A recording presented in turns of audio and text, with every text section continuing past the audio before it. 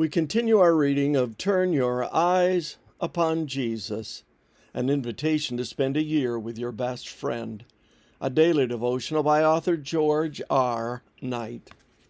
Today's reading, May 14, More No Fear. Fear not them which kill the body, but are not able to kill the soul, but rather fear him which is able to destroy both soul and body in hell. Matthew 10:28. No fear, again. Fear not them which kill the body, but are not able to kill the soul. Taken in the context in Matthew 10, those who can kill the body are those persecutors. Persecutors who will eventually put several of the disciples to death. See verses 17 to 23. Those oppressors may be able to put people to death, but they are unable to destroy the person eternally. Following death and sleep in the grave, Daniel 12:2, there comes a resurrection. See 1 Thessalonians 4:13 to 18.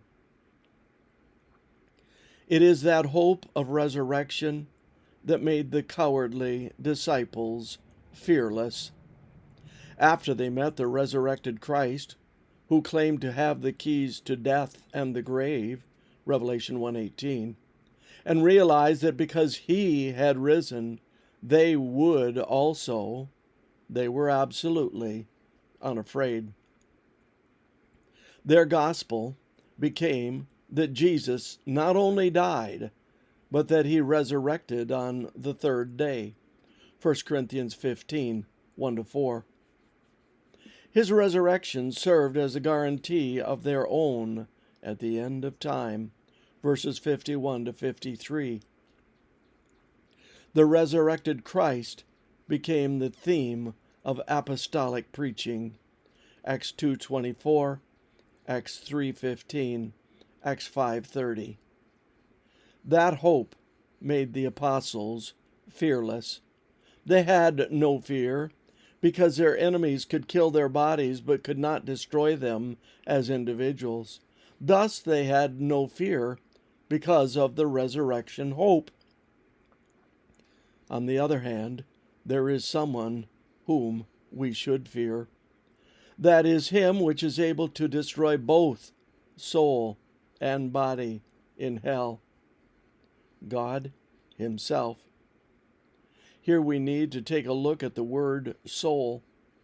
The Bible does not hold to the Greek belief that individuals consist of a material body and an immortal soul.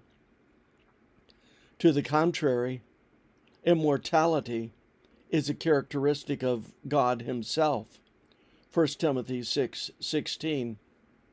That will not be bestowed on Christ's followers until the resurrection at the second coming. 1 Corinthians 15:51-53. The soul, meanwhile, is merely the whole person. Thus we find in Genesis 2:7 that the Lord God formed man of the dust of the ground, the material aspect, and breathed into his nostrils the breath or spirit of life, and man became a living soul. The Revised Standard Version and most other versions translate the Hebrew word for soul as a living being.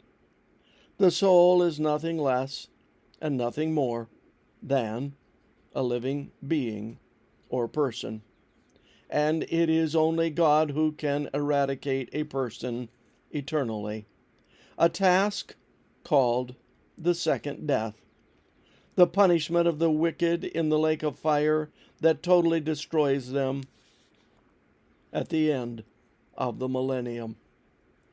Because they serve God, Christians can have no fear, even in the midst of trouble. This concludes our reading today. of Turn Your Eyes upon Jesus.